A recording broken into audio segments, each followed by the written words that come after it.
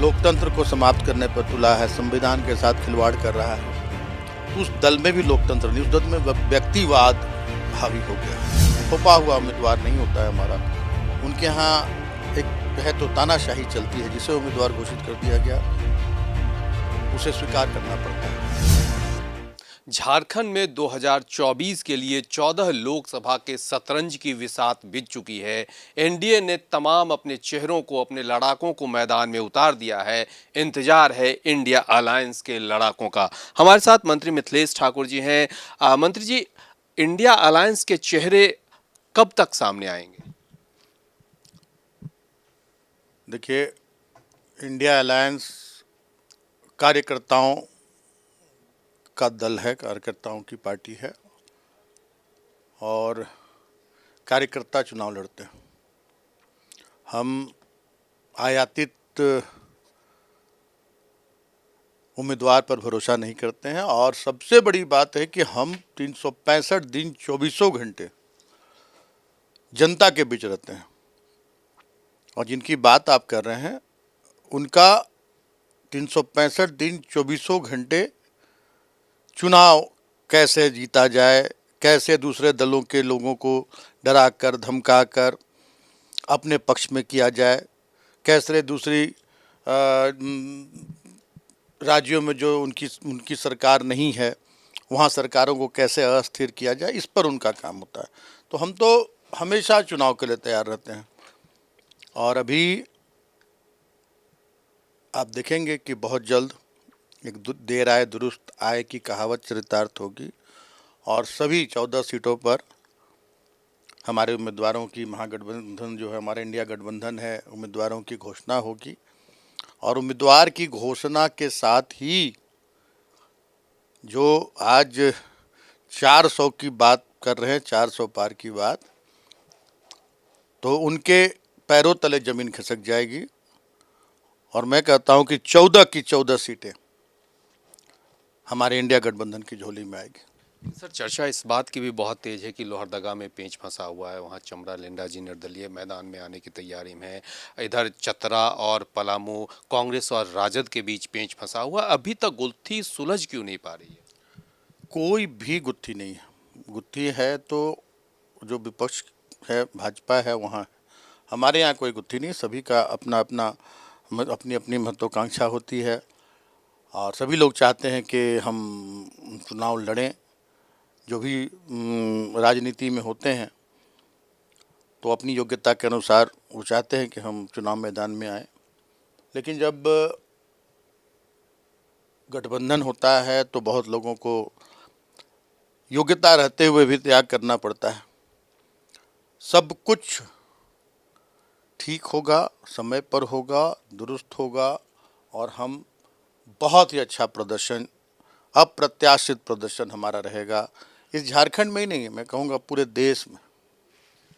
गांडे उपचुनाव को लेकर बीजेपी ने अपने चेहरे सामने कर दिए हैं। आपकी तरफ से उस चेहरे का भी ऐलान होना है। हालांकि बहुत संभव है कि कल्पना सोरेन जी ही गांडे से लड़ेंगी। दूसरी बात, इसी में एक और सवाल जोड़ देते हैं कि बीजेपी ने उम्मीदवार दिया तो आजसू ने कहा कि ये एनडीए का उम्मीदवार नहीं, बीजेपी का उम्मीदवार है।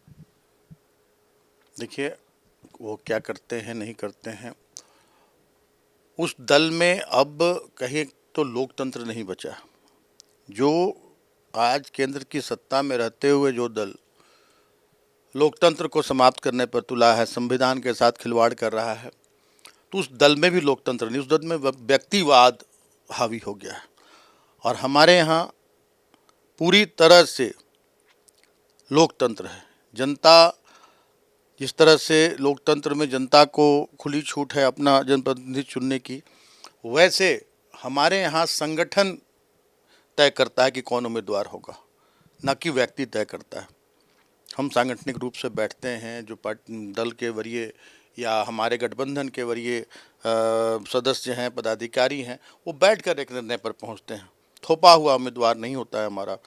उनके यहाँ एक है तो तानाशाही चलती है, जिसे उम्मीदवार घोषित कर दिया गया उसे स्वीकार करना पड़ता है और हमारे यहाँ हम आपस में मिल बैठकर हम सारी बातों को करते हैं।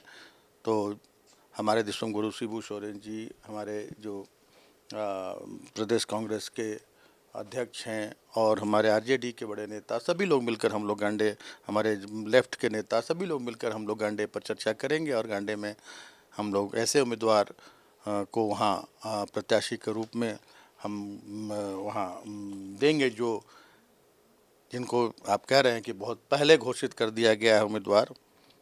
मैं कहूँगा कि उनकी जमानत जब्त होगी।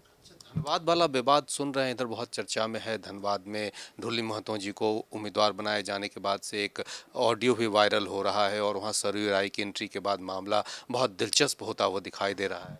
मैंने बार बार कहा कि अब भारतीय जनता पार्टी एक राजनीतिक दल नहीं हो गया, वहाँ व्यक्तिवाद पूरी तरह से हावी है। वहाँ फरमान जारी होता है, कोई भी निर्णय सांगठनिक स्तर पर नहीं होता है। उसका परिणाम है कि आज वहीं नहीं, पूरे देश में बहुत सारे ऐसे लोकसभा क्षेत्र हैं जहां काफ़ी सिर फुटा हुआ उनका चल रहा है, काफ़ी विवाद है उनका, लेकिन वो उनका विवाद पूरी तरह से दब जाता है क्योंकि मीडिया के लोग उनके जो विवाद हैं उनको ज़्यादा दिखलाना नहीं चाहते हैं। आज इस राज्य में है, दूसरे राज्यों में भी जो आपकी तरह जो चैनल्स हैं वो इन चीज़ों को दिखलाते हैं, लेकिन राष्ट्रीय स्तर पर जो चैनल्स हैं और भी बहुत सारे ऐसे चैनल्स हैं, बहुत सारे जो दैनिक समाचार पत्र समूह हैं, उनके विवादों को बहुत सेंसर करते हैं, इसलिए वो जनता के बीच नहीं आ पाता है। उनके बीच बहुत बड़ा, बहुत ही असंतोष है और वो असंतोष आपको दिखेगा चुनाव में, और चुनाव के समय इन्हें मुंह की खानी पड़ेगी। मेरा सवाल इसलिए भी था ये क्योंकि सरयू राय जब वहाँ गए तो वो उनको लग रहा है कि इंडिया अलायंस उनको सपोर्ट करे, क्योंकि वो वहाँ कह रहे हैं कि जनता चाहेगी तो मैं चुनाव लड़ूंगा। यानी वो चुनाव लड़ने की को लेकर इच्छुक हैं, लेकिन उनको कुछ समर्थन सपोर्ट चाहिए। आप लोग को लगता है कि सरयू राय अगर वहाँ आते हैं तो इंडिया अलायंस को एक बार फिर उनको मदद देना चाहिए? देखिए, अगर सरयू राय जी, मैं तो कहूँगा, मैं तो पार्टी का एक पदाधिकारी हूँ और पार्टी के पदाधिकारी होने के नाते कहूँगा कि सरयू राय जी क्या भी एक दल है और इंडिया अलायंस जो बहुत सारे दलों का एक समूह है, जो वैसी ताकतों को, इसे फिक्रापरस्त ताकतों को, जिसके शिकार माननीय सरयू राय जी भी हुए हैं, और आज लोकतंत्र के साथ जिस तरह से लोकतंत्र का मजाक उड़ाया जा रहा है, संविधान की धज्जियाँ उड़ाई जा रही हैं, तो मैं तो आग्रह करूंगा, हमारे बहुत मैं सम्मान करता हूं आदरणीय सरयू राय जी का, मैं आग्रह करूंगा कि वो भी इस गठबंधन का हिस्सा बने, तो निश्चित रूप से इंडिया अलायंस इस पर विचार करेगा। तो सुना आपने मंत्री मिथिलेश ठाकुर जी ने बीजेपी किस तरह से निशाना साधा और साफ तौर पे कहा कि चुनाव में बीजेपी को एक एक सीट के लाले यहाँ पड़ेंगे। अपने सहयोगी वीडियो जर्नलिस्ट उमेश के साथ कुमार चंदन, रांची।